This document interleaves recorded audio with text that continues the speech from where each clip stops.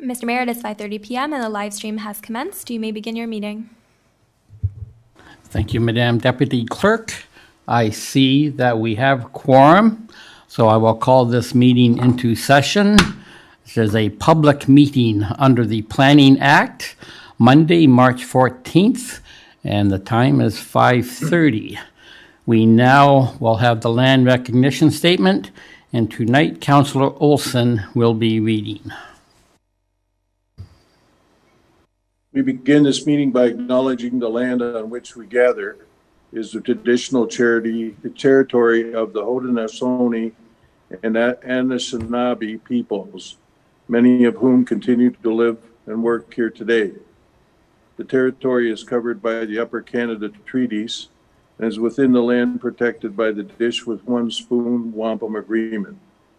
Today, this gathering place is home to many First Nations, Métis, and Inuit peoples, and acknowledging reminds us that our great standard of living is directly related to the resources and friendship of Indigenous people. Thank you, Councillor, and I will turn to the clerk. Through you, Mr. Mayor, we do have some opening remarks. I would kindly ask Ms. Wilford to share her screen.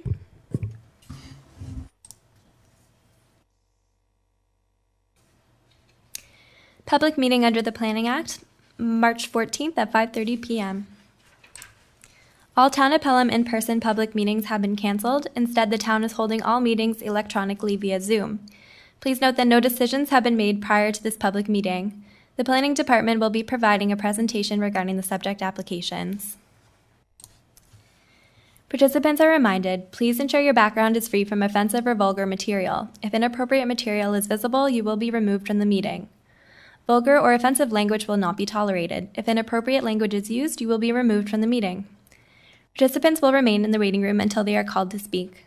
Once your comments have been heard by council, your microphone will be muted and staff will turn off your camera.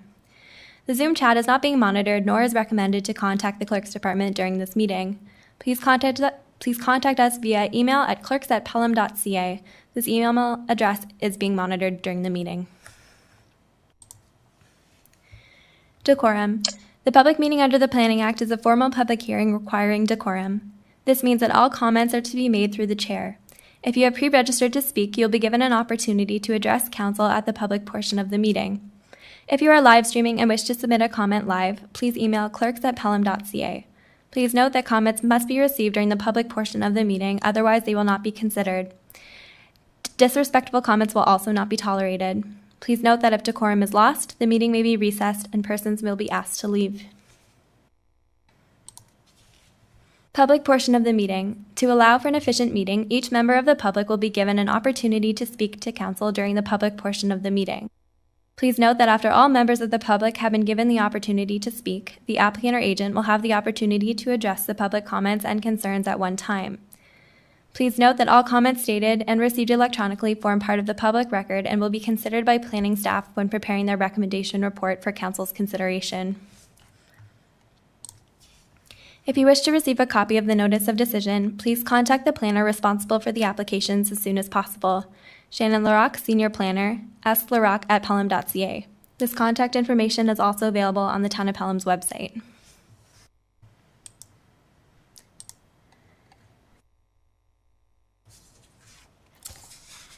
Through you, Mr. Mayor, I do have a motion put forth by Councillor Olson that the agenda be amended to add item number 4.3.1 and item number 5.3.1 to you for discussion. Okay, thank you. Any discussion on the proposed amendments? I see none. Thank you. For the vote, I will begin with Councillor Hahn.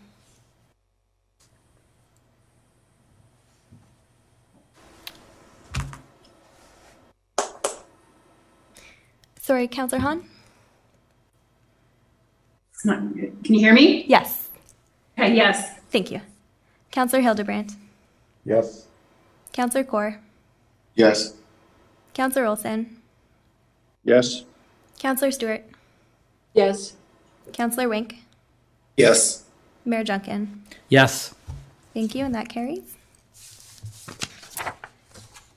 I have a motion put forth by Counselor Olson that the agenda for the March 14th, 2022 public meeting under the Planning Act, special meeting of Committee of the Whole, be adopted as amended. To you, Mr. Mayor, for discussion. Thank you. Any discussion on the agenda as amended? Not seeing any, Madam Clerk, Deputy Clerk? Thank you for the vote. I will begin with Counselor Hahn. Yes. Thank you, Counselor Hildebrandt, Yes. Counselor Kaur, Yes. Counselor Olson, Yes. Counselor Stewart, Yes. Counselor Wink, Yes. Mayor Junkin. Yes. Thank you, and that carries. Through you, Mr. Mayor, that brings us to item number 3, being disclosure of pecuniary interest. Thank you. After viewing the agenda, does any counselor have a pecuniary interest or general nature thereof to declare? Not seeing any? Thank you. I have so noted. Through you, Mr. Mayor, we are now on item number 4, and I will read in the notice requirements into the record. Town of Pelham applications for draft plan of subdivision, official plan and zoning bylaw amendment, property east of Station Street and north of Port Robinson Road, Summerside's Village, files number 26T1902-2001, OP-AM02-2001, and AM07-2021, Draft plan of subdivision, official plan and zoning bylaw amendments to permit the use of the property for 70 lots for single detached dwellings and future roadways. The Planning Act requires under sections 34, 22, and 51 that council must hold at least one public meeting for the purpose of informing the public in respect to the proposed applications. This public meeting was called to satisfy this request. The notice of this meeting was provided by prepaid first-class mail to all persons who are listed as owners in the last revised assessment roll within 120 meters of the subject property on February 17, 2022. The notice provided information on the property and the proposed draft plan of subdivision, official plan, and zoning bylaw amendments. In addition to providing information, we will also receive any comments to which any member of the public may wish to offer. If you wish to receive a copy of the notice of decision, please contact the clerk in writing as soon as possible. Contact information is available on the Town of Pelham's website and will also be displayed on the last slide of the staff presentation to follow shortly. If a person or public body would otherwise have an ability to appeal the decision of the Town of Pelham to the Ontario Land Tribunal, but they do not make oral submissions at the public meeting or make written submissions to the Town of Pelham before the bylaw is passed, they are not entitled to appeal the decision. In closing, we stress that at this point, no decision has been made on the proposed amendments, and therefore any comments received will be considered by council. Through you, Mr. Mayor, we do have Senior Planner Shannon LaRocque in the meeting. Shannon, you may proceed with your presentation. Ms. LaRocque, you have the floor.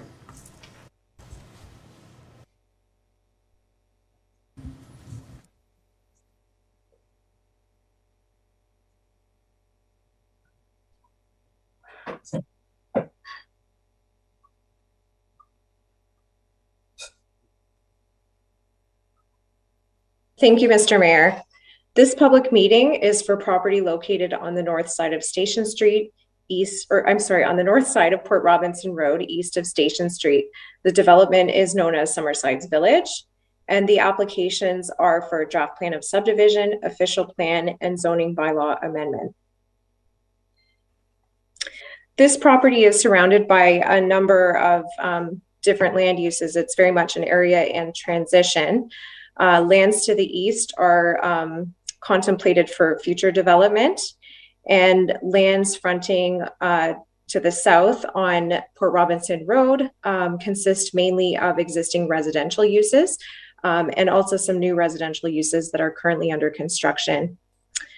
Station Street, properties fronting on Station Street to the west, of course, consist of a number of different types of existing residential uses, everything from single detached to apartment dwellings. And to the north, we have Jaworski's septic services. The application for draft plan of subdivision would permit the creation of 70 lots for single detached dwellings, along with the associated future roadways. The application for official plan amendment proposes to amend policy B1741C of the official plan by allowing a deviation from the demonstration plans that are contained in Appendix A of the official plan. The deviation relates to a change in the street network that isn't consistent with the demonstration plan. The zoning bylaw amendment application would rezone the property to a site-specific residential 2 zone to permit the use of the new lots for single detached dwellings. This is the proposed draft plan of subdivision. You can see that there is 1 street access proposed to Port Robinson Road and 2 future street connections to Summerside Boulevard. Excuse me, your presentation's not going with the slides. Were you meaning for that to happen? No, I wasn't. Thank you for letting me know. Yep, no problem.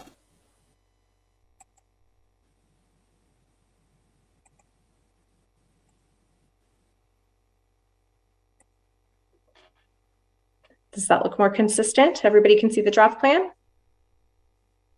Yes, that's good now, Ms. Locke. Okay, great, thank you.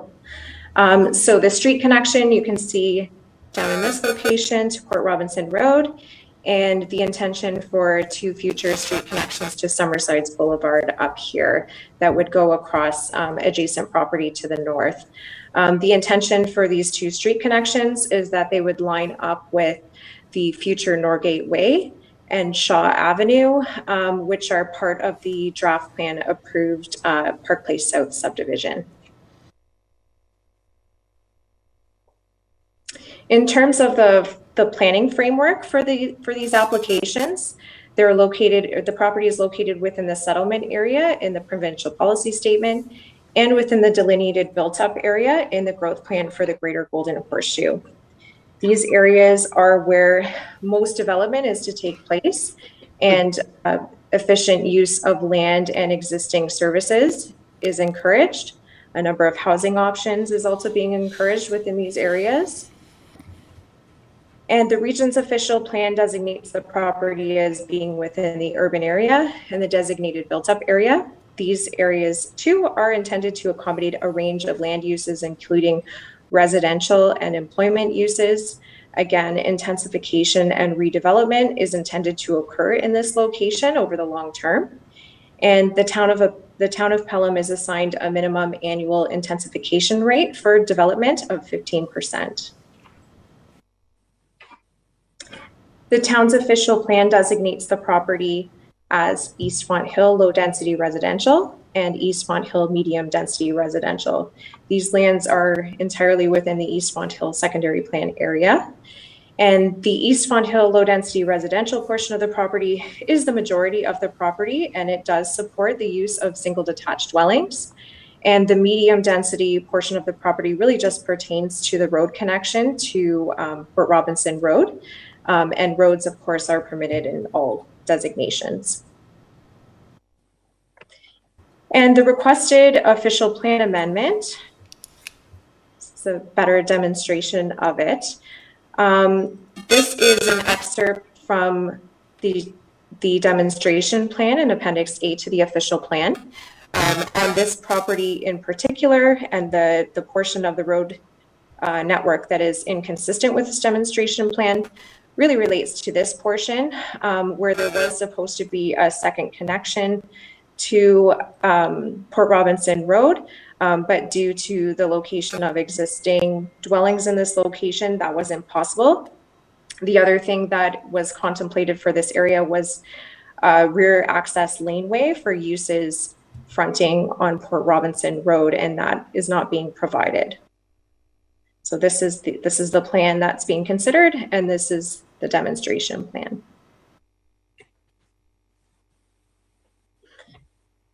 The property is zoned RM1 263 and RD, residential development. The RM1 263 portion of the property is the portion that fronts Port Robinson Road, where the the future road connection is located, and the residential development portion is the remainder. And of course, the request would permit the single detached dwellings. It's a site-specific R2 zone. In terms of how the request is site-specific and where it varies from the existing R2 zone, the request relates to a minimum front yard of 4.5 meters to the building face and 6 meters to a garage, and 1.2 meters side yards on an interior lot, and a 4-meter exterior side yard. So that would be in the case of a corner lot. These requests reflect the modern standards that exist in the approved subdivisions in the area. The other change that is being requested is to allow unenclosed porches, balconies, steps, and patios to encroach a maximum distance of 3.5 meters into a required yard, as long as they're not more than 0.9 meters above the grade. And these applications were circulated to commenting agencies and town departments. The comments that have been received thus far include no objections from the region and a number of requested conditions of approval. Bell Canada, Canada Post, Hydro One, they've all offered no objections and requested standard conditions of approval. Fire Services has advised that temporary accesses will be required to support the weight of fire vehicles and kept clear at all times until the permanent second access is completed. That relates to that there is always a means of ingress and egress required for any development, and that there would be the necessity to cross lands to the north in order to get the connection to Station Street. And so they're advising that the temporary access until a permanent access is constructed on those lands would have to be supportive of those vehicles and of course kept clear so that they can be accessed. The school board, the district school board of Niagara, has requested that sidewalks be constructed within the subdivision to facilitate safe student travel to school. Town Public Works has provided some technical comments about the preliminary engineering submission. And the planning division, we're just highlighting a policy in the official plan, B17115, which requires a developer's group agreement for the subdivision of land in East Fonthill. And such an agreement is strongly being recommended in this situation to ensure that servicing and street connections are coordinated. And we did receive a written public comment as well from Mary Tucker. She is upset by the increasing development in the area, and she would like certain things to be addressed before further construction would proceed on this development. Those include some noise mitigation during construction. She would like to see Station Street urbanized, including the ditches removed and made safer for pedestrians and cyclists. She also feels that the traffic needs to be dispersed better than what it is currently. She's concerned that more development will worsen the existing situation. And I understand that Ryan Bath, Doug Biter, and John Quast have provided some written comments for council, but that they are registered to speak. And so I will let them provide their comments directly to council. Some technical reports were provided with these applications. They include a planning justification report, a stage 1 and 2, and a stage 3 archaeological assessment, a functional servicing report, and a transportation planning opinion letter. Digital copies of these reports are available by contacting me, and my contact information will be on the final slide. And no decisions or recommendations are being made about these applications tonight. We're here to receive comments, answer questions, and provide information. And once planning staff have all of the information required, then we will be preparing a recommendation report for council's consideration at a later date. Should this development receive approval from council, it would still be required to meet all of the conditions prior to receiving final approval of the subdivision. And if there are any questions or comments regarding these applications in the future, please contact me at extension 319 or by email slarock@pelham.ca. Thank you for the presentation, Ms. LaRock. Turn to the Deputy Clerk.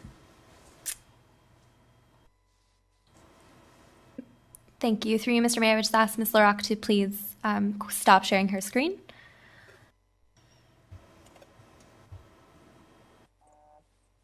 Excellent. Through you, Mr. Mayor, I do believe that we have the agent, Mrs. Jennifer Vida, with us, and she has a short presentation. Okay. Ms. Wilford, can you please bring Ms. Vida into the meeting?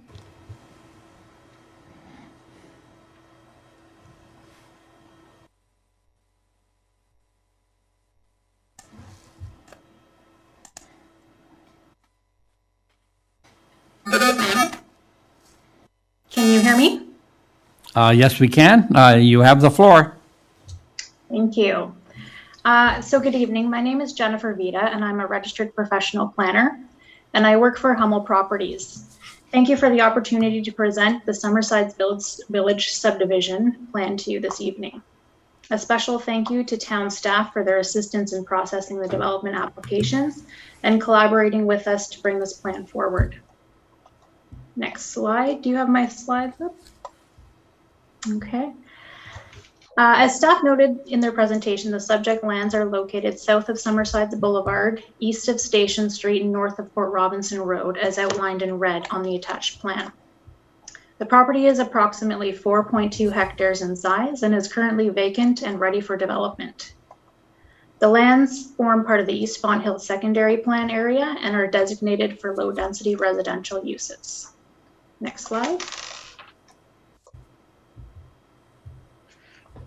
The proposed plan of subdivision provides one public road connection to Port Robinson Road that extends north and will ultimately connect to Summerside Boulevard, and that's noted as Street A on the plan, aligning with the road connection on the north side of Summerside's Norgate Way, established through another subdivision approval.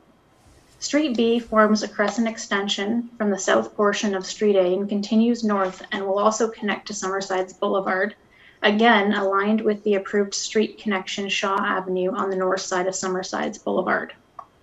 The proposed road network is generally consistent with the East Fonthill Secondary Plan, with the exception of a secondary road connection to Port Robinson Road. HPI has retained a transportation engineer to review the slight modification to the proposed road network, and they have concluded that there will be no impact on the circulation of the plan. The proposed plan provides for 70 single detached lots, which are similar in size to the lots in the River Estates development closer to Rice Road. Hummel Properties wishes to service the subdivision and sell the lots to a variety of home builders. Site-specific architectural design standards will be developed to ensure high-quality designs and materials are used to create an attractive development. HPI hopes to obtain approval of this plan and proceed to development this summer. These lands form an important connection between Port Robinson Road and Summerside Boulevard, and we look forward to developing a high-quality community. I will keep my presentation brief and leave the rest of the time for questions. Okay, thank you for your presentation. To Madam Clerk.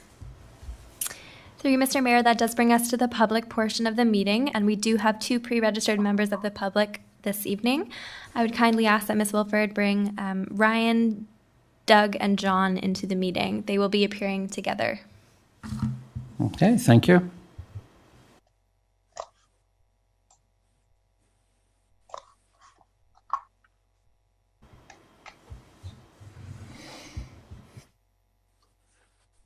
Good evening, everyone. Can you hear me? Yes, we can. You have the floor. Is my screen shared here? No. So it will be...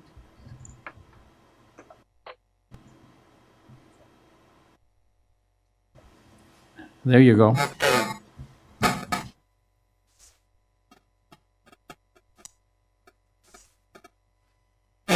Good evening, thank you. I'm here with John and Doug as well. I'd like to thank you for having us here today to discuss this proposed development. My name is Ryan Bath, I'm working with Doug and John, and they're the future owners of the property to the north of this development, located at 1395 Station Street. We'd like to express our objection to this application, specifically to the updated site plan, which would have two roads running through our property and connecting to Summerside Boulevard. I'd like to provide a little history on how we have become involved in this property and the development. So our lands to the north are identified to be zoned medium density. On the secondary plan, we saw this as a great opportunity to develop a multi-story apartment building on the lands with the potential of providing up to 68 units to be constructed. Before we made an offer on this land, we reached out to township staff for information on the adjacent land and development, Summerside Village. On December 10th, Shannon LaRock provided us with the draft plan of Summerside Village. And this is the plan that we received from Shannon, as you can see on the screen. This is also the plan that is displayed on public notice signs on Hummel's property posted alongside Port Robinson Road. This plan displayed one street, Street A, coming through the east side of our property and connecting to Summerside Boulevard. Shannon did note in her email that there may be revisions to accommodate road connections. The road connections she was referring to are located on the east and west side of our property to connect to Summerside Boulevard. After finding this out, I reached out to Barbara Weens on December 12th to discuss these road connections, and I explained to her our ideas of the property and of building an apartment building, and a second road connection through our property would make that plan impossible. We discussed the potential benefits of an apartment building providing a great use of mixed densities alongside single detached and street townhomes, and the importance of providing a range and mix of densities, which is in line with the region's official plan in managing urban growth. She seemed supportive of this type of development, and we finished the meeting with information that the second road access could be up for discussion and planning if an apartment building were proposed there. After a positive discussion with town staff and the understanding we would have the opportunity to discuss the second road connection through our property and the flexibility in how the demonstrations plans are applied, we proceeded to put an offer in on the lands. We began preparing our site plan in more detail so that we could book a pre-consultation meeting and get the ball rolling on sorting out this second road access. After a month and a half went by, we ended up meeting with Jennifer from Hummel on February 16th to discuss our adjacent land. And for the first time, we were shown and notified of an updated site plan of Summerside's Village to propose both Street A and Street B to go through our property. This came as a surprise since we had conversations with town staff and that we would be opposed to this layout, and received no notification from the town that they were officially requesting this change for Summerside's Village. And this seemingly small change in road layout has some significant impacts to the number of potential units on both properties. The region's directive on managing urban growth also comments on planning of built forms, land use patterns, and street configurations that minimize land consumption. This is our proposed site plan for our land, which we have had a pre-consultation meeting with the township on March 3rd, 2 weeks ago. With growing concerns of housing supply being limited, we feel it should be supported to have some apartment style developments similar to the other gateways into the East Fonthill development. These medium density areas are unique in providing more housing supply, and it should be a high priority to not lose these areas to excessive street construction. Our land has the potential to offer 68 units in the form of an apartment building, and we are willing to work with the town and the developer to provide one access through our property and give up some of this valuable real estate. By introducing two roadways and severing the property into disjointed parcels, it hinders the ability for this to be an economically viable development. Without any development on our land, there would result in no roads being constructed. The Summerside Village is already proposing an official plan amendment to not have Street B connect to Port Robinson Road. Our recommendation would be for them to revert back to their original site plan, which was publicly distributed, with Street B connecting as a crescent to Street A at the north, being included in this OPA application. The town staff should be able to consider this request within the flexibility of the demonstration plans interpretation that were developed over 6 years ago. And they've also made other concessions within the draft or the demonstration plans to allow other roads not go through. We made this request with the developer last week, asking them to return back to their original plan, but they refused because it would add additional time to their approval process. The developer made this recent redesign change in the last 2 months since the publicly distributed plans were delivered to us, and only received notice of the change less than a month ago. We have worked in a timely manner to respond to these changes. It is a fair request to ask to reevaluate this plan with cooperation between all landowners. Should we be making these planning decisions based on what's going to be the quickest or what will end up being best for the community? We feel this application has not taken the appropriate time or consideration with respect to adjacent owners, developers, and the overall development of East Fonthill within its intended purpose. It should be reasonable to assume we should have input in how our land is developed. We made the intentions clear to the town staff, but we would not want a second road through our property back in December, and they continued to direct Hummel to change their plan, essentially backing us into a corner with no other options and late notice. If this application is approved, we will not have the chance for discussion between all parties and our land becomes economically undevelopable.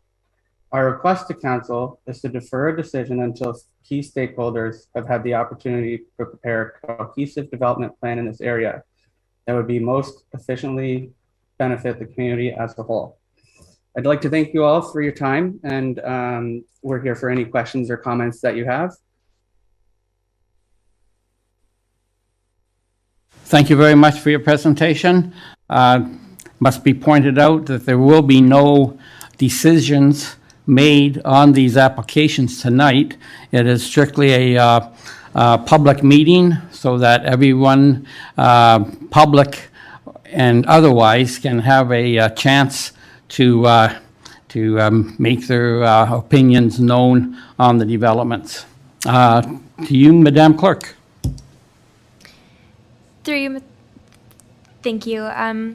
We do have an additional pre-registered member of the public. I would kindly ask Ms. Wilford to bring in Terry Susie into the meeting.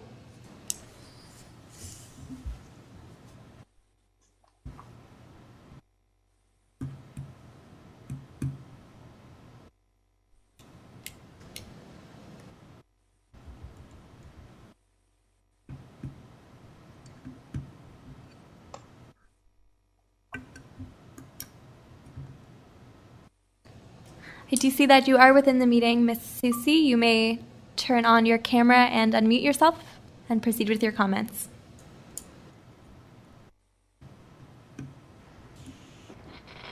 Hello? Yes, go ahead. Hi, okay. I wasn't able to see myself, so I wasn't sure if I was there.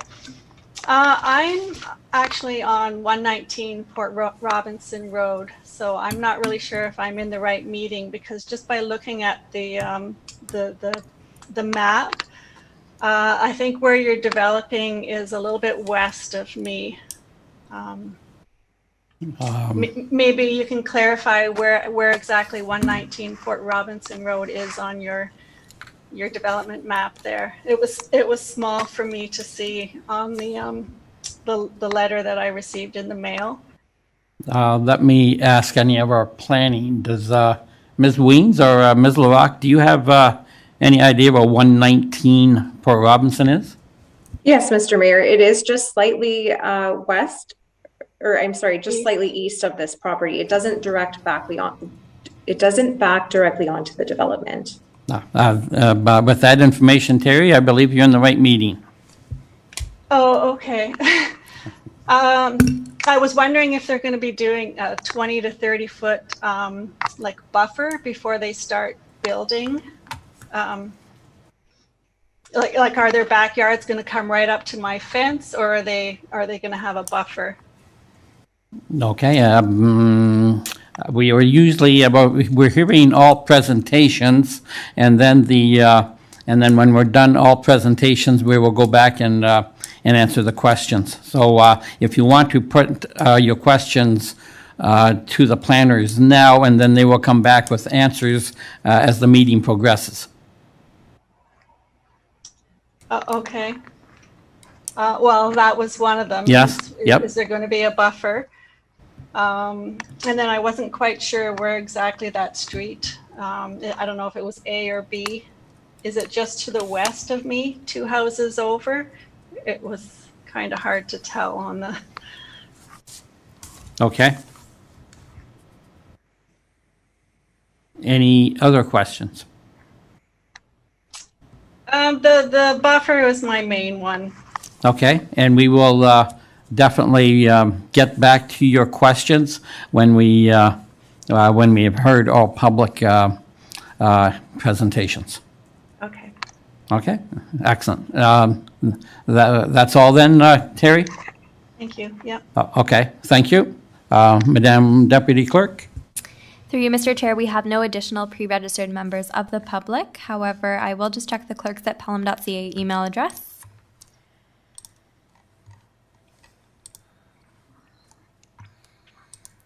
Through you, Mr. Mayor, it is 6:05 p.m. and I can confirm we have received no emails. Clerks at pelham.ca email address. And if you would, you can close the public portion of the meeting and proceed to committee input. Okay, thank you.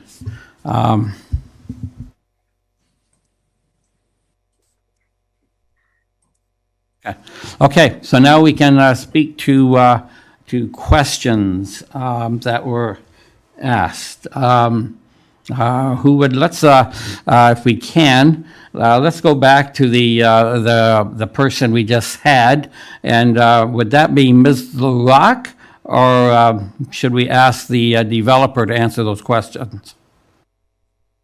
Mr. Mayor, if I might screen share for a moment, I think I can help clarify. Okay, thank you.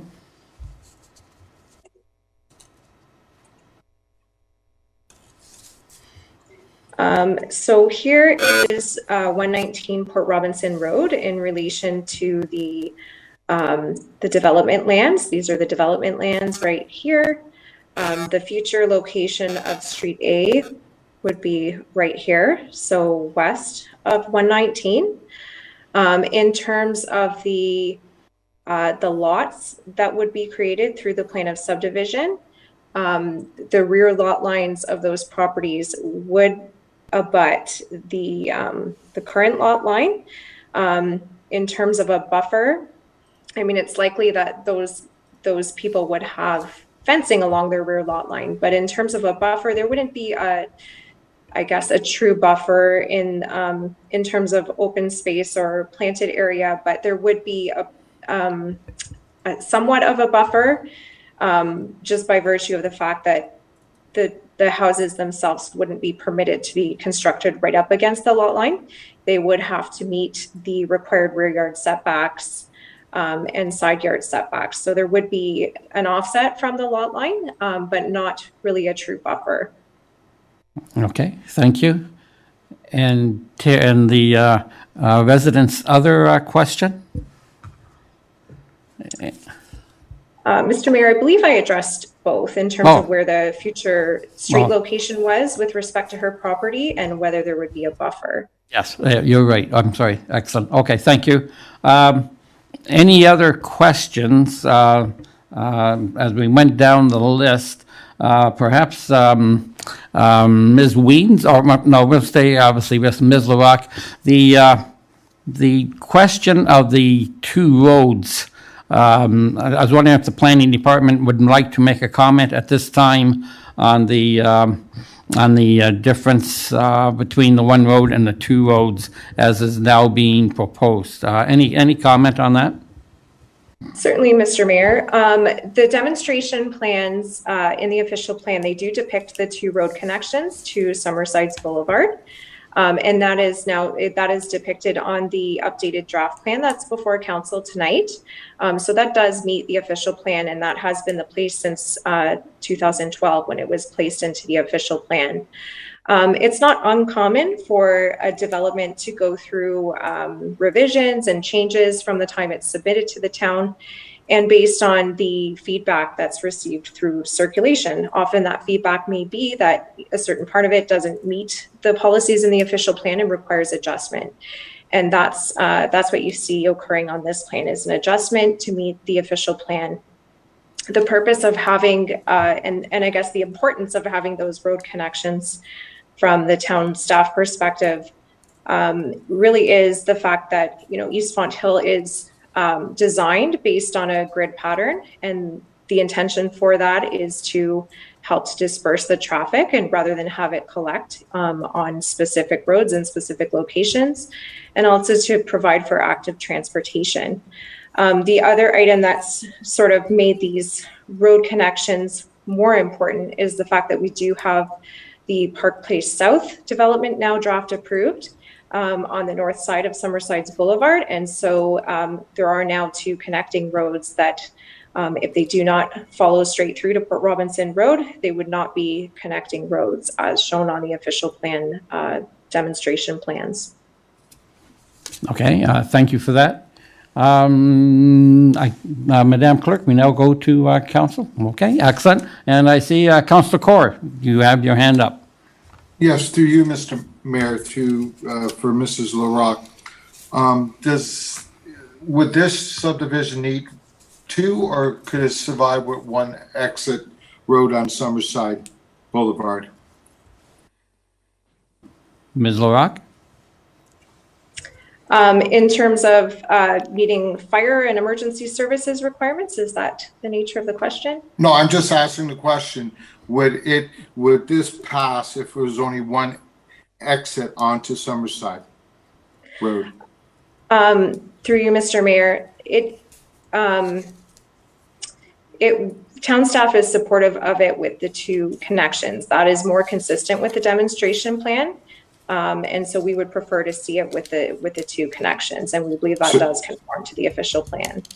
So you're saying that it can't be passed if there's only 1 exit to Summerside? I think we would have to give some further consideration to that. Yes. Currently, we're satisfied with it. Through you, Mr. Mayor, to the state presenter, didn't the same situation happen to the north, exactly identical right to the north? There was 1 developer that wanted to put in townhomes. The other developer wanted to put 2 roads in his property. And if I'm not mistaken, 1 bought out the other. Am I right? Ms. Weens? Oh, okay. Ms. LaRock? Through you, Mr. Mayor, to Councillor Kaur, you are correct. We did have a similar situation occur. And you're right, 1 developer purchased the other, and the road connection as shown on the official plan, demonstration plan, was provided. Okay, and my final question, if this developer that owns 1395 does not want to do it, he wants to develop himself, we can't do nothing about it. Am I right? Through you, Mr. Mayor, there are policies in the town's official plan which require conformity, and also which require and encourage developers' agreements. So that really becomes important in a situation like this, where you really need neighboring landowners to come to the table and work together to ensure that all of the servicing and the road connections are logical and that they work for everybody. And my final question, so that means that 1 developer wins and the other developer loses. So because we force a developer to go through his property, he can't do what he wants, but the other developer can do what he wants. I don't think it's fair, so thank you. Okay, thank you for those comments, Councillor. Let's go to Councillor Hahn. Yes, thank you, through the mayor. This question is to Ms. LaRock as well. So I guess I have 2 concerns. Mr. Bath mentioned that the information that was provided and also the information that was on the road sign that's been posted for some time shows 1. Is that accurate? 1 exit onto Summersides, or does it show 2? Through you, Mr. Mayor, to Councillor Hahn. That's correct. The sign that's posted does depict the 2 connections to Summersides Boulevard. The notices that were provided, though, and mailed out to everybody, as well as posted on the town's website, they depict the updated draft plan. So they show one or they show two? They show two. Okay, so the sign on the road shows one, but the emails and or I should say the notices that went out to people in the area show two. So there was a difference. That's correct. Yep. Okay. And so also too, so I'm concerned about that people have been looking at a sign for some time, and for someone that doesn't perhaps, read their mail very quickly, they're going to say, well, I've seen this sign for, months and months, and yeah, it looks fine to me. There's one. So they perhaps wouldn't necessarily then come to the table with a comment because they've made the presumption that it's one and now it's two. So that's concerning. Number two is the other individual, the resident, Ms. Tucker, she had mentioned earlier on her note that by the time she got information in the mail, it was actually after the due date for her to have comment. And so I'm just concerned about the timing of the information that was sent out to residents and why it would be that a resident would receive something after the time frame that was for comment. Through you, Mr. Mayor, to Councillor Hahn. We accept comments right up until the time that we're preparing a recommendation report. So anybody can provide a comment well beyond that date that was indicated on the notice. That date actually pertains to a date that's recommended to provide the comments if you want them published as part of the agenda, which is quite early because the agendas are released quite early or earlier than the meeting. But anybody is welcome to provide comments to us right up until the recommendation report is prepared. And I guess further to that, my concern would be is that if I received something in the mail that said that I need to make comments and it was 2 days ago by the time I got it, I would throw my hands up in the air and I'd say, well, it doesn't matter. It looks like the decision's made. We know the decision hasn't been made as of this, but to somebody who doesn't understand perhaps the process, it would be very disheartening, I think, at this point for them. And so then they wouldn't necessarily come forward with a concern at this meeting or provide it after this meeting necessarily. So I have to say I share the same concerns as my fellow Councillor Kaur. I think that this situation where this individual has purchased the land based on the conversations that have been had, I don't think that he probably would have pursued it, knowing that he was going to have two passes through his land versus one. So I can understand his frustration, and I share that as well. So that's my concern. Thank you. Thank you, Councillor. I see Ms. Weens, Director of Planning, has a comment. Thank you, Mr. Mayor, through you. I do want to clarify some comments that were made by Mr. Bath. Yes, he did have discussions with staff, but he was also advised that that draft plan may be subject to change, and that we had discussions with the developer about the need for those street connections. And we also indicated to him that we would make no commitment with respect to whether it would be one road or two roads until we had seen a plan. And we did not see a plan until a week and a half ago. So I just want to be clear that there was no commitments made to Mr. Bath with respect to our support or non-support for one road versus two roads. We needed to see a plan.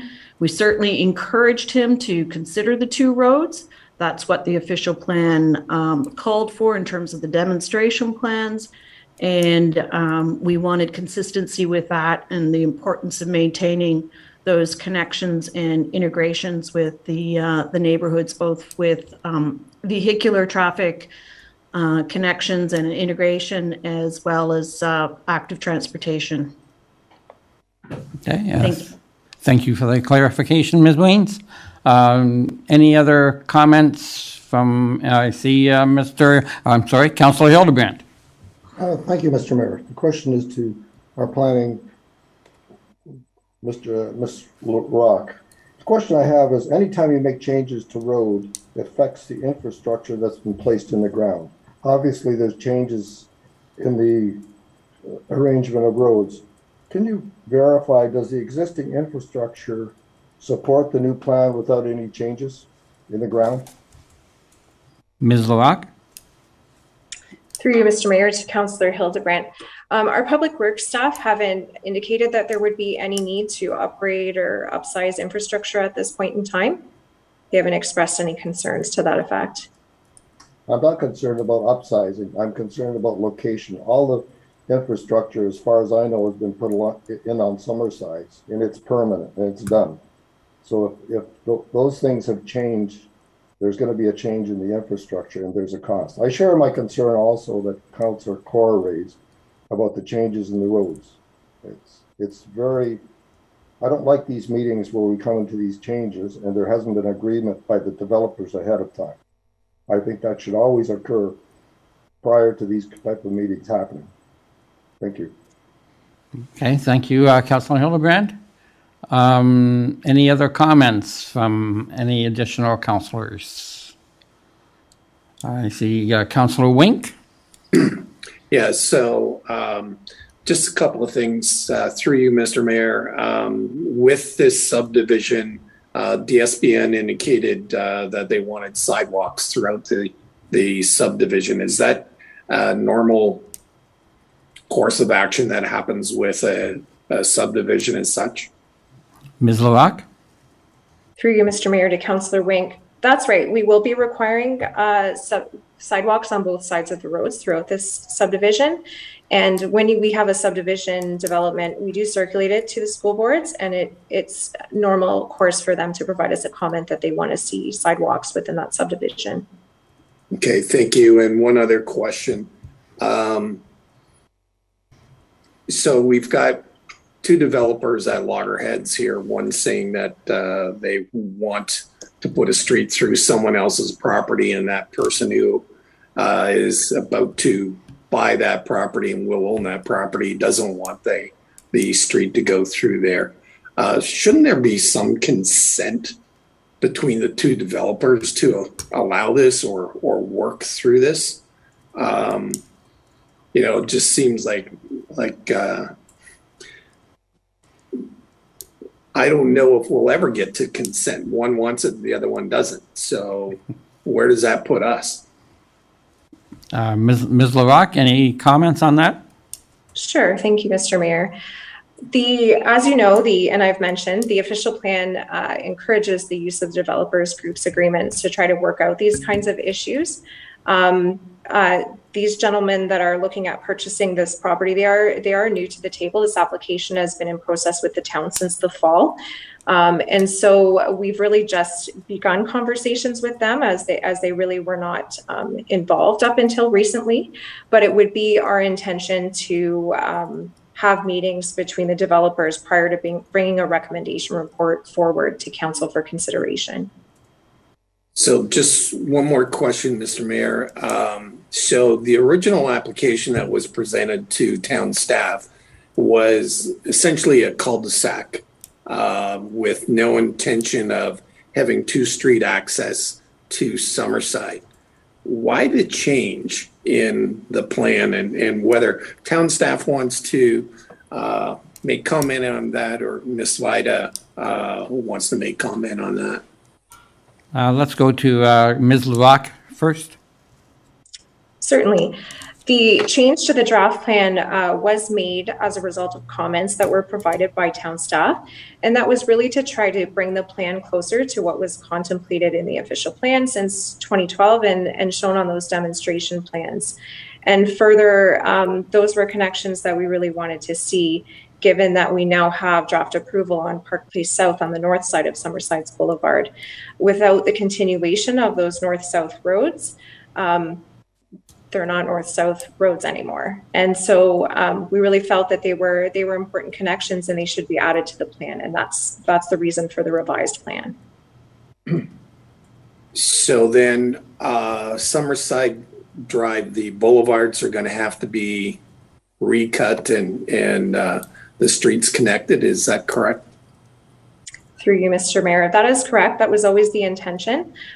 These street connections have been shown on the plan all along, and it was the intention that there would be breaks in the boulevard to allow that movement of traffic. So could I have comment from Ms. Vida, please? Yes. Are you still in the meeting, Ms. Vida?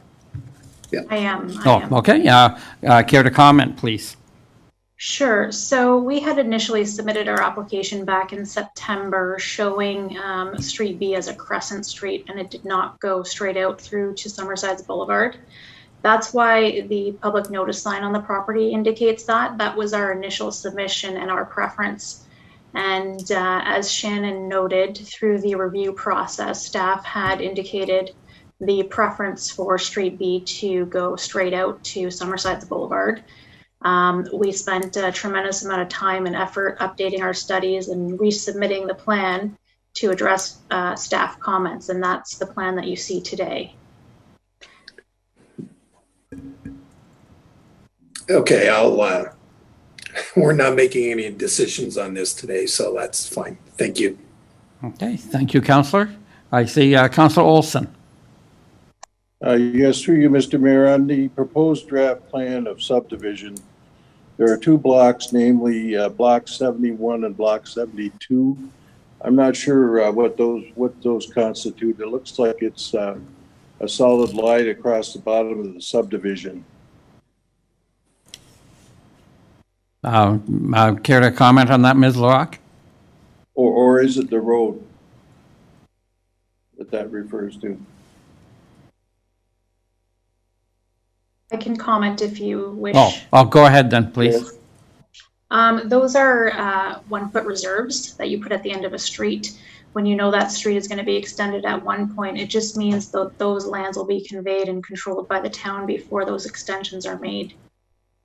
And just another note about the servicing and how the road changes affect the servicing design. The Summerside's Village subdivision is actually all serviced water, sanitary, and storm to the south out to Port Robinson Road. Just for clarification. Thank you. Thank you for that. Councillor Olson? Yes, through you, Mr. Mayor, to Ms. LaRock. The planning division comments required consultation among the different parties to finalize a road plan. This would take how long, do you think? How long would that take? Through you, Mr. Mayor. We don't have a set period of time on that, but we would like to, commence having a meeting with everybody as soon as possible. So the meeting that the people from 1395 they will still have their say in what the roads would look like as we go forward here, I suppose. Ms. LaRock? Through you, Mr. Mayor, I mean, certainly agreement of neighboring property owners is required to extend the roads, and so further discussion will take place to see if there can be some agreement with respect to this. Okay. Thank you, Mr. Mayor. Okay, Councillor Stewart. Yes, thank you. Through you, Mr. Mayor. This is just a comment. I don't think anyone can really address it, but we've got people that are looking to purchase that block of land to put in 68 residential units. And now if these roads go through, it's impossible for them. And I know that land values are very high. So in effect, if they are locked in to have to purchase this land and it becomes not viable for what they want to do, they'll be taking some sort of a financial loss on it because they can't do what they intend. Thank you for the comment. Although I talked to Ms. Weens this afternoon, and she did point out that if the buildings that the developers are intending, everything's still on a drawing board. So if they did have to, if the two roads were indeed a final in the final drawings, they could, of course, rework their buildings or their apartments or whatever they can build. They can be flexible on that piece of land. Let's go to Council Core. Yes, through you, Mr. Mayor, to Doug Butler, if I'm pronouncing that properly. Okay, Doug, are you there? Through you, Mr. Mayor, that was one of our pre-registered members of the public, and since we've closed the public portion of that meeting, he's been placed back into the waiting room. Oh, okay. Would I be able to ask him a question? Through you, Mr. Mayor, that's not our normal process. Okay. My apologies. Thank you. Okay, to you, Mr. Mayor, to Mrs. LaRock. So definitely, they don't own the property yet to develop. For you, Mr. Mayor, that's correct. They do not own the property or potential purchaser at this point in time. So if they walk away from this, the original owner, which probably owned that property for 50, 60 years, devalued. Now, by us putting the road, we just devalued their property. Through you, Mr. Mayor, the official plan schedules have been available since 2012. And so the requirement for these two roads isn't something new. Through you, Mr. Mayor, so these people that have been there for 50 years, you decided in 2012 to put two roads in and they don't have a say? I don't get that one. I see Ms. Weens. Yes, Mr. Mayor, when the secondary plan was prepared for East Font Hill, there was extensive public consultation that was undertaken. It took 10 years to do that secondary plan. And so I'm sorry, Councillor Kaur, if you feel that they weren't notified or that they didn't have any opportunity for input. That simply is not the case. The secondary plan went through significant public consultation and input, and it was revised several times based on that input and consultation. So we have come up with a secondary plan that was duly approved, went through appropriate processes. It laid out what is the road fabric through the demonstration plans and the density and the land use in the area. And, there was a significant amount of public consultation that happened through that process. Okay, thank you, Ms. Weens, for the clarification. Any other comments, Councillor Court? No, thank you. Okay, thank you. Any other comments from any councillors? I see Councillor Hahn. Yes, through the mayor. Yes, I'm wondering if Ms. Laurel can speak to these alleyways. So it was mentioned that there was at one point going to be alleyways. So for the people that have lived for some time on Port Robinson Road, my understanding then would be that behind their property there was at some point proposed to be an alleyway, I guess, to access their rear yards, which would act as a buffer then. So if I lived on that road, I'd sure rather that than to have somebody abut my property. But can you speak to that a little bit and how that changed and at what point that changed? Ms. LaRock? Through you, Mr. Mayor, to Councillor Hahn. The collector roads in East Font Hill, where they placed most of the medium density uses, the intention was that if those properties that fronted on those roads were to redevelop, that they would be accessed by a rear lane rather than by driveways off of those roads. In this case, because very few of those properties will redevelop or are suitable for redevelopment based on their size, it's really not realistic to have them accessed by a rear laneway. Their driveways already exist on Port Robinson Road, and they already access their properties that way, and none of them are really proposing to redevelop. And so the requirement for the rear laneway was not put in place in this location. Okay, thanks for the explanation. Okay, thank you, Councillor. Any other questions from any other councillors? I see Councillor Stewart. Yes, thank you. Through you, Mr. Mayor. Okay, so I'm back to the two roads. The plan for this had one road going in from Summersides. And so in the plan, was there the intention of two roads there or one road there? I'm not clear as to whether This has been a recent change from 1 to 2. Ms. LaRock? Through you, Mr. Mayor, to Councillor Stewart.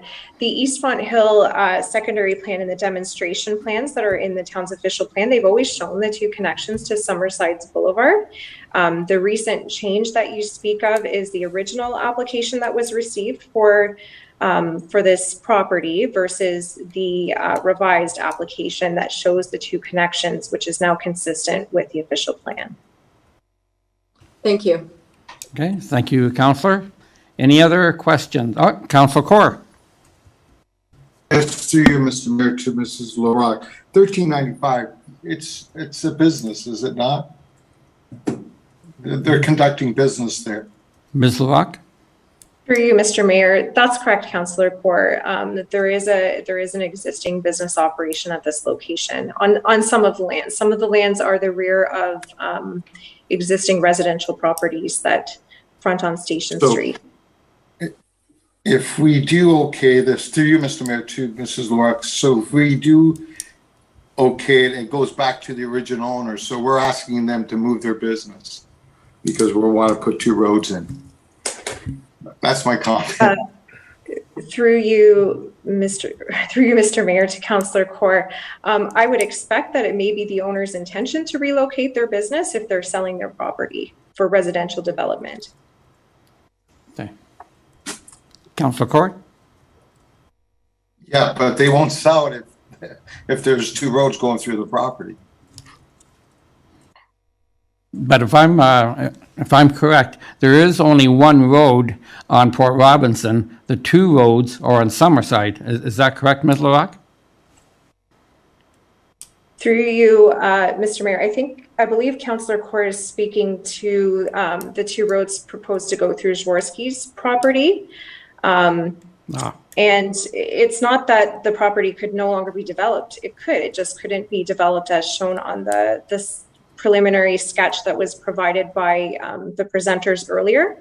They would be required to rework the development around the road system, which could happen. Any other comments, Councillor?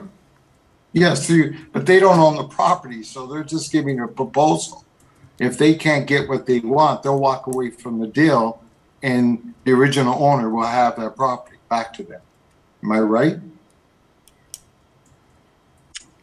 Through you, Mr. Mayor, to Councillor Corr, I can't speak for whether the owner will sell the property to another buyer if this buyer happens to walk away. I don't have my crystal ball tonight. Any other comments, Councillor? No, thank you. Okay, thank you. Any other comments, questions on this development? Not seeing any. Madam Clerk?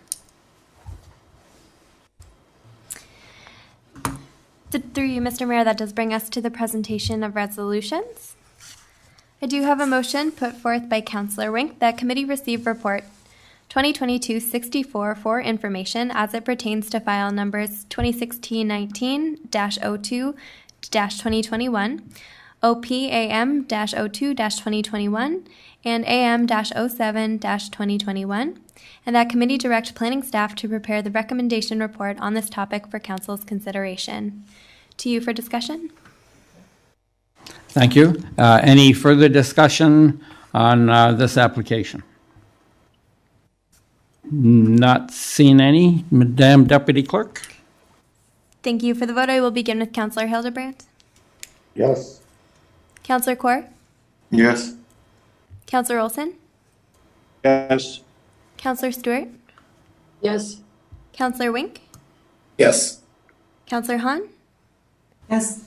Mayor Duncan? Yes. Thank you. That carries. I do have a motion put forth by Councillor Hildebrand that committee receive the applicant's presentation for information. To you, Mr. Mayor, for discussion. Thank you. Any discussion again? Not seeing any. Madam Deputy Clerk? Thank you. I will begin the vote with Councillor Corr. Yes. Councillor Olson? Yes.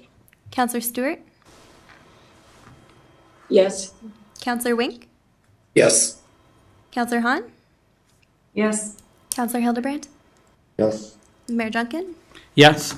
Thank you. That carries. I have a motion put forth by Counselor Kaur that committee receive the written correspondence as listed on the agenda, and that committee receive the verbal presentations made by the public listed on the agenda. To you, Mr. Mayor, for discussion. Again, any further discussion? Not seeing any? Thank you for the vote. I will begin with Counselor Olson. Yes. Counselor Stewart. Yes. Counselor Wink. Yes. Counselor Hahn. Yes. Counselor Hildebrand. Yes. Counselor Kaur. Yes. Mayor Duncan. Yes. Thank you, and that carries.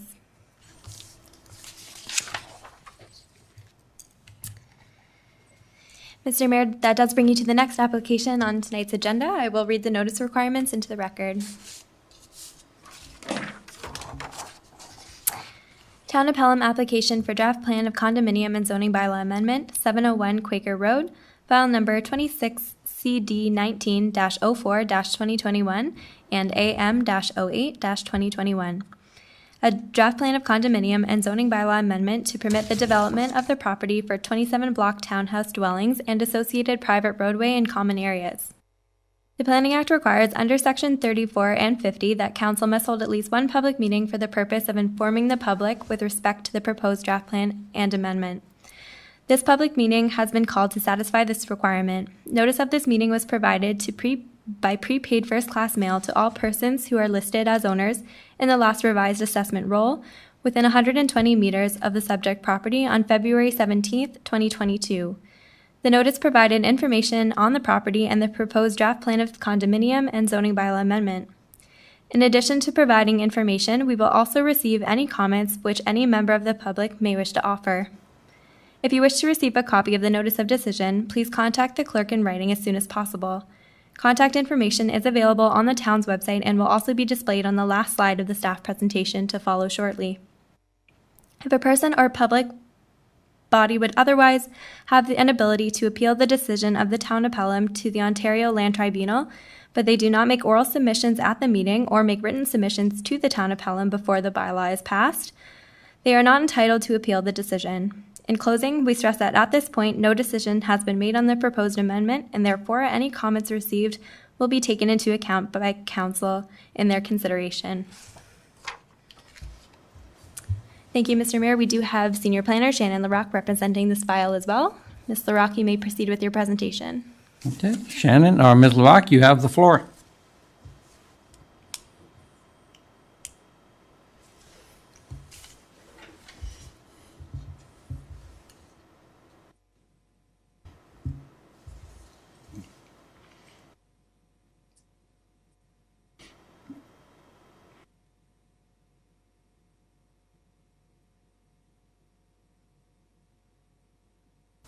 Ms. LaRock, we can't hear you.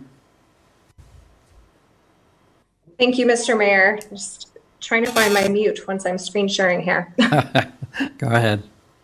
So this portion of the meeting relates to 701 Quaker Road, and this development is known as Bauer Landing. The applications are for draft plan of condominium and zoning bylaw amendment applications. This property has come together as the result of a number of consent applications, whereby the developer has purchased properties or purchased the rear of properties to join them together and create this parcel for development.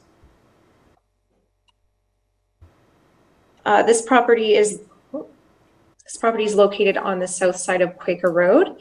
It's west of Clare Avenue and east of Pelham Street. And the application for a draft plan of condominium would allow individual ownership of 27 block townhouse units, as well as establish the common elements of the condominium corporation, such as the laneway and the visitor parking area. The zoning bylaw amendment application would permit the use of the property for the block townhouse dwellings, and it would permit them in the way that the developer has shown it on the site plan. This is the proposed draft plan of condominium. And it also acts as the site plan. You can see the 27 block townhouse units on here, as well as the visitor parking. There is one roadway proposed off of Quaker Road and a T turnaround that would allow emergency vehicles and waste collection vehicles to turn around and exit the site.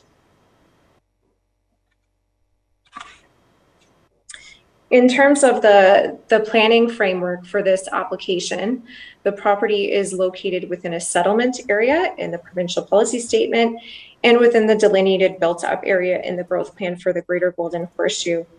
These areas permit a mix of uses and housing types and different densities, and they encourage intensification and redevelopment and the efficient use of existing services. The region's official plan designates the property as being within the urban area and its designated built-up area. This area accommodates a range of land uses, including residential and employment uses. And again, intensification and redevelopment is encouraged within this area over the long term. The town of Pelham's minimum intensification rate of 15%. That would be our target for annual development in this area. And the town's official plan designates this property as urban living area and built boundary. Again, a full range of residential uses are permitted in this area, and that includes townhouse dwellings, including block townhouse dwellings. 15% of our housing growth is to occur within the existing built boundaries of Fenwick and Fonthill. Policy B113A of the official plan permits intensification on sites that abut collector roads, and Quaker Road is considered to be a collector road. The town's zoning bylaw zones the property residential multiple 1-281H and R1. And the request is that this residential multiple 1-281H zone would extend to the additional properties that have been acquired to permit that development to extend further than what was planned through the acquiring of these additional lands. And this is kind of a helpful illustration to show how this proposal has changed over the years. In 2017, the developer owned number 1 on this image and had it zoned RM1-281H. And that would have facilitated 20 block townhouse dwellings at the time. He's now acquired 2, 3, and 4 and wishes to extend the RM1-281H zone to all of them for 27 block townhouse dwellings and a larger development. And I should note that the H on the RM1-281H zone is a holding symbol. That symbol is in place so that none of the land uses that are permitted through the zoning can happen until the developer enters into whether it be a site plan agreement or a condominium agreement with the town that adequately addresses the servicing of the site. And in terms of the site-specific zoning request here, most of them are consistent with the RM1-281H zone that was approved in 2017 on the majority of this property. That has changed now slightly to reflect the additional lands and the changes that have happened to the site plan. Now a minimum setback from the private road to a dwelling is 2.92 meters. The other change relates to the side of a townhouse to the side of another townhouse, and the face of a townhouse to the side of a townhouse. This really relates to the fact that there's now different blocks. So on the previous site plan, there was no situation where we had the side of a townhouse to the side of a townhouse. Now there's a provision being added of 3 meters. And the previous requirement from the face to the side was 3 meters. It's now going to 7 to reflect the updated plan. The other change that's being requested is to the planting strips. Normally in the RM1 zone, there is a requirement of a 1.5 meter planting strip where abutting an R1 or R2 zone.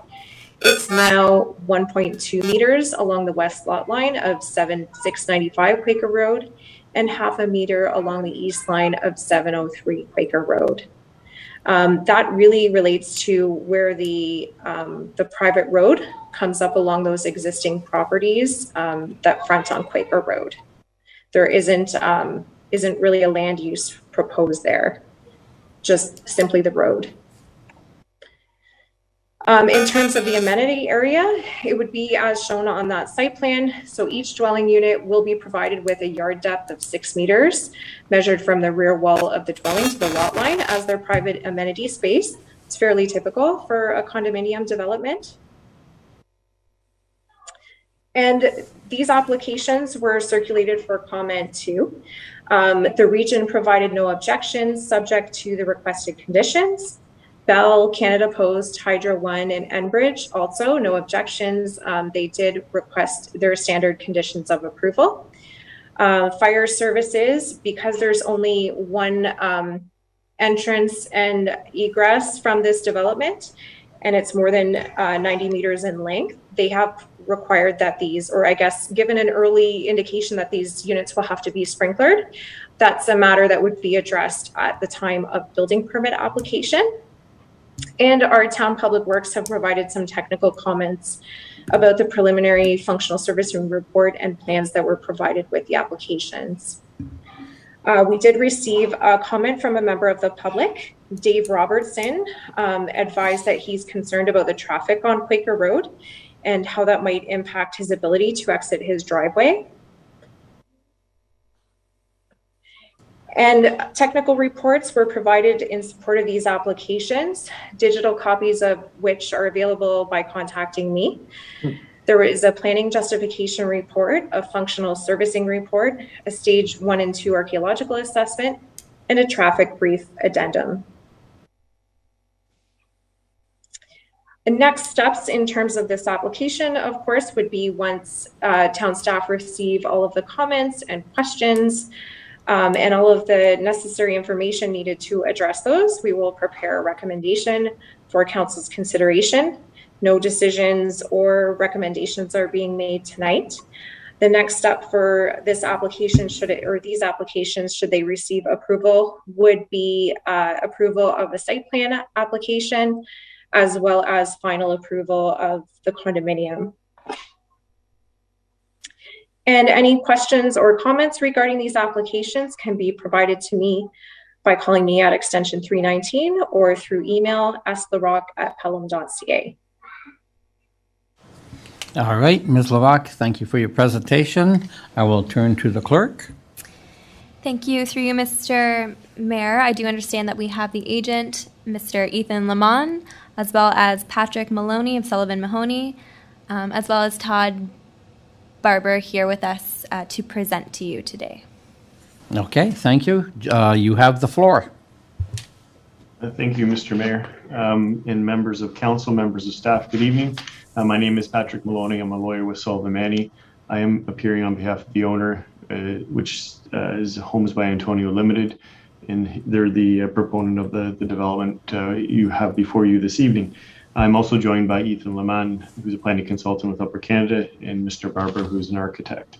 Mr. Lamont will be addressing some of the planning issues, but just in terms of preliminary comments, we are applying for a draft plan of condo and zoning bylaw that would support 27 townhouse units within this condo development.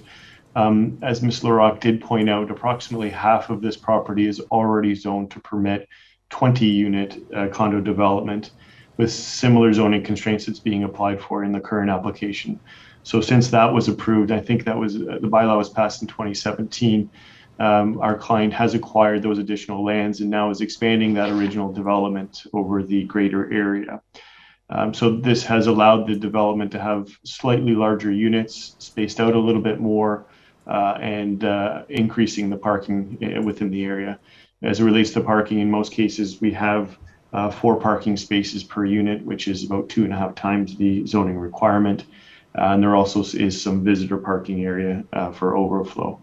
Now, the intent behind the site-specific elements of the rezoning is to extend, as I said, what's already been approved over the area, part 1 on the plan that was shown by Ms. LaRocque, to the rest of the area. So I'm going to hand it over to Mr. Lamont. He can provide you some planning comments.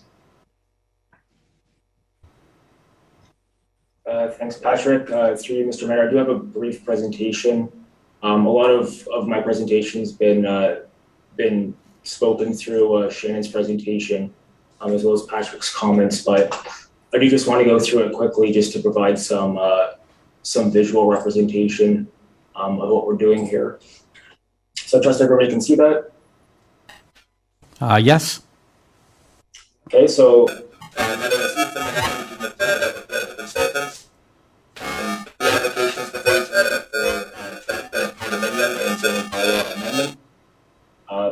the subject property is 701 Quaker Road in the town of Pelham. It's about 1.3 hectares in area, or about 3.2 acres. It has 8.79 meters or 28.8 feet of frontage on Quaker Road. The property is located west of Pelham Avenue, which also forms the municipal boundary with the city of Welland. And the property's southern boundary follows the southern boundary. So the property is located entirely within Pelham's urban area. And the property is currently vacant and ready for development. The surrounding lands are comprised of residential and commercial uses, predominantly single detached dwellings, but there's also some multi-unit developments in the area, including condominium townhouses to the north, located along Wine Avenue, as well as some semi-detached dwellings within the subdivision to the north. So Shannon went over this image, but just to reiterate, the original property is shown as part 1. Site-specific residential multiple zoning was implemented on that property in 2017 to facilitate a 20-unit townhouse development. Since then, the lands shown as parts 2, 3, and 4 have been added through subsequent approvals through the Committee of Adjustment from 2017 until recently in 2021. So the current application proposes a 27-unit townhouse development with frontage provided on a private internal roadway. You'll note that the private roadway is also proposed to stub at the eastern and the western property line, and that's really to allow for future development considerations for the adjacent parcels. And as Patrick mentioned, there's almost 4 times the amount of parking being provided in the development. So there's a total of 106 parking spaces being provided, with many of the units having 2-car garages and double-wide driveways, as well as they provided dedicated parking spaces for visitors as well. So here's an image representing the proposed dwellings. They're proposed to be bungalow-style townhouses with some advanced facade treatments. So they have covered porches, as well as a shed dormer, and a good amount of fenestration, which helps to really provide a desirable residential feeling in the development. So as Shannon mentioned, the application really seeks to extend the existing residential multiple permissions that were implemented for the original parcel onto the remainder of the property. And then there's some technical modifications to the zoning as well, which Shannon went through in detail. So I'm going to leave my comments there, and I'm happy to answer any questions you might have. Okay, thank you for your presentation. Ms. Deputy Clerk. Thank you, Mr. Mayor. That brings us to the public portion of the meeting, and we do have a pre-registered member of the public for this application. I would kindly ask Ms. Wilford to please bring in Mr. Kasunik into the meeting.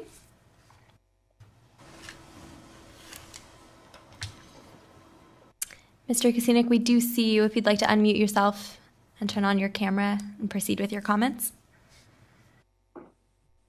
Good evening, councillors and mayor. I had a couple questions in regards to the plan. I didn't have a chance to review it prior. I did look it up online just recently, and I did have a couple questions. My first question is in regards to the actual traffic that will be going in and out of the subdivision, which echoes, I guess, one of the submitted comments from one of our local residents here.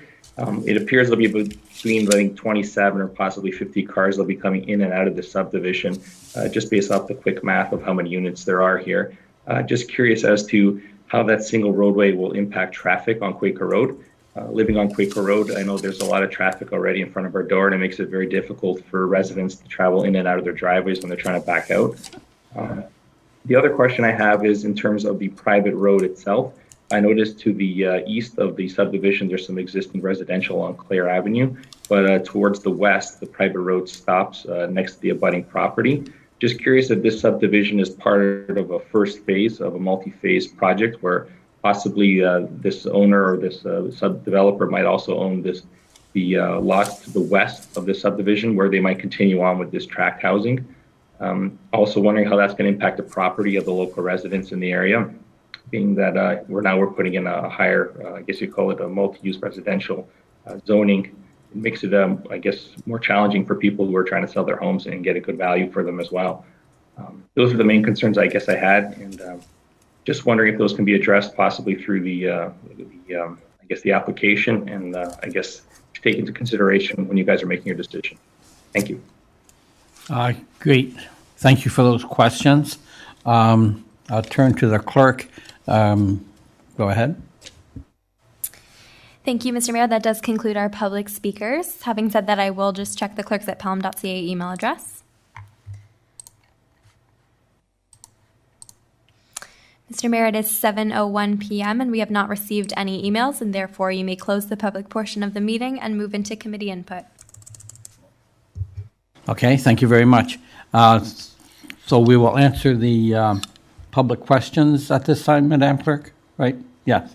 Okay, so the applicant, perhaps one of you gentlemen can answer the questions that were just asked by the last gentleman. Is there one of you that would like to answer those questions? If I may, Mr. Chair, Mr. Mayor, in terms of the first question with respect to traffic, so a traffic study was undertaken as part of the original development in 2017, and then with the revised development, including the additional lands and the additional 7 units, there was an addendum provided to the town with on that. Both of the studies, so the first study was accepted, the rezoning was approved, and the second study was being the addendum, also concluded that the traffic operations at the study area intersections, both where this street will meet Quaker and as well as where Quaker meets Clare and Line to the north, that there will be no need for any additional upgrades or anything like that. So the conclusions overall were that the traffic consultant was satisfied with that. In relation to ownership issues, our client does not own lands beyond this. So this is not a matter of phasing. Those lands could be developed in the future, but it's preliminary or premature to comment on what that will be at this point. Okay. I hope that answers those questions. Thank you. And the last one, he did mention a comment on density, but I guess that's spoken to in the zoning application itself. So that'd be good, unless you have a comment to make on that. I don't, other than the density is achieved, and it does assist the town in meeting their minimum intensification targets currently required by the region and by the province. Yeah, okay, thank you.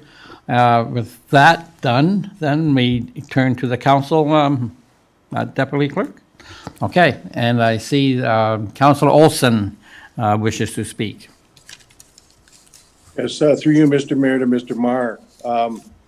The development of redevelopment of Quaker Road, does that contemplate sidewalks, or do you have a profile yet of what the road would look like coming up to that corner, the intersection that this intersection, the new intersection as well? to the Director of Public Works, Mr. Moore. Yes, thank you. Through you, Mr. Mayor. So the road cross section is still preliminary. We're in the early design phases of Quaker Road reconstruction project, but it definitely will have consideration for sidewalks on both the north and south side of Quaker Road. As well, the existing cross section will remain. It'll be a 2-lane road. We're also looking at implementing on-road cycling facilities in both the eastbound and westbound directions. So those will also be included as part of that road cross section. And then as we approach the intersection of Pelham Road and Quaker, the intention would be to have a dedicated left turn lane from Quaker onto Pelham Road. Okay, thank you. Councillor? Yes, Mr. Mayor, now does this subdivision contemplate sidewalks in it to the proponents? Mr. Lehman, perhaps? Yes. To the question, there are no sidewalks proposed within the development itself. Thank you. Councillor? Thank you. Yes, and the last question, Mr. Mayor, we say we have adequate parking, and it seems to be from the diagram that you showed, but there's really only 4 spots that are available in the plat that I'm looking at here. Is that adequate for a development of this size? That's like that seems like a rather small number when you put handicap parking in place as well. To the applicant? Well, if I may, what we are doing is allowing more parking on site. So the most, all except I think 3 units will have 4 parking spaces available to the owners and to any visitors. So what we kind of joked about, it would be at Christmas time when there might be a problem when you have a lot of visitors, but it would be a very rare occurrence, and most of the visitors would be able to park on site within the unit. Councillor? That's fine. Thank you, Mr. Mayor. Okay, thank you for the comments. Any other comments by any other councillor? Councillor Hildebrand. Through you, Mr. Mayor. Thank you very much. This is to our planning department. The fire department commented on fire services and thought the units would have to be sprinklered because obviously his truck cannot turn around. Obviously they have to back in and out in order to get back onto Quaker Road. The question I have is he didn't address emergency services, and how is this addressed when you only have one access road or any access other than that one road for all these units? Is that number acceptable for these number of units they're planning now? Previously, it was 20 units. Now we're up to 27. Can you tell me what the acceptable standard for that and how emergency services are addressed? Ms. Luak?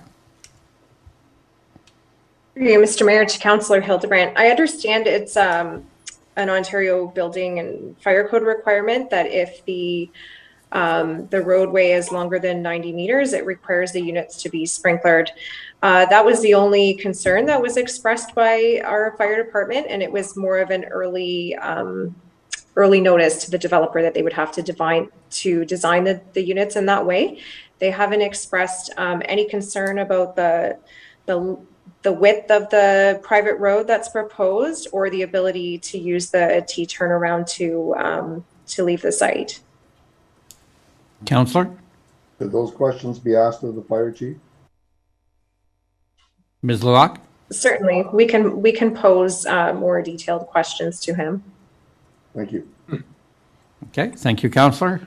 Any other questions, comments on this development? Not seeing any. I turn to the Deputy Clerk. Thank you, Mr. Mayor. That does bring us to the presentation of resolutions.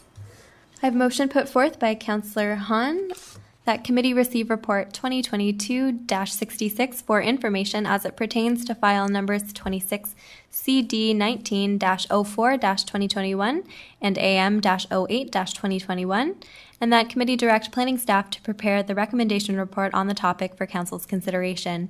To you, Mr. Mayor, for discussion. Thank you.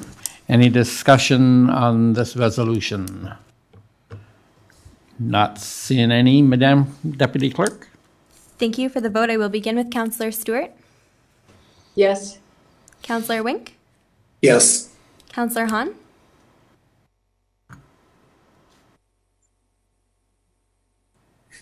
Yes. Councillor Hildebrand. Yes. Councillor Kaur. Yes. Councillor Olson. Yes. Mayor Duncan. Yes. Thank you. That carries. I have a motion put forth by Councillor Stewart that committee receive the applicant's presentation for information. To you, Mr. Mayor, for discussion. Okay. Any further discussion on receiving for information? Not seeing any, Deputy Clerk? Thank you. For the vote, I will begin with Councillor Wink. Yes. Councillor Hahn. Yes. Councillor Hildebrand. Yes. Councillor Kaur. Yes. Councillor Olson. Yes. Councillor Stewart. Yes. Mayor Duncan. Yes. Thank you. That carries. I have a motion put forth by Councillor Olson that committee receive the written correspondence as listed on the agenda, and that committee receive the verbal presentations made by the public listed on the agenda. To you, Mr. Mayor, for discussion. Thank you. Any further discussion? Not seeing any. Thank you. For the vote, I will begin with Councillor Hahn. Yes. Councillor Hildebrand. Yes. Councillor Kaur. Yes. Councillor Olson. Yes. Councillor Stewart. Yes. Councillor Wink. Yes. Mayor Duncan. Yes. Thank you. That carries. To you, Mr. Mayor, that does bring us to item 6 on the agenda, being adjournment. I do have a motion put forth by Councillor Kaur that the special committee of the whole public meeting under the Planning Act be adjourned. To you for discussion. Any discussion? I see none. Thank you. For the vote, I will begin with Councillor Hildebrand. Yes. Councillor Kaur. Yes. Councillor Olson. Yes. Councillor Stewart. Yes. Councillor Wink. Yes. Councillor Hahn. Yes. Mayor Duncan. Yes. Thank you, and that carries. Mr. Mayor, you may gavel out your meeting. Okay. Good night, everyone. Good night. Right.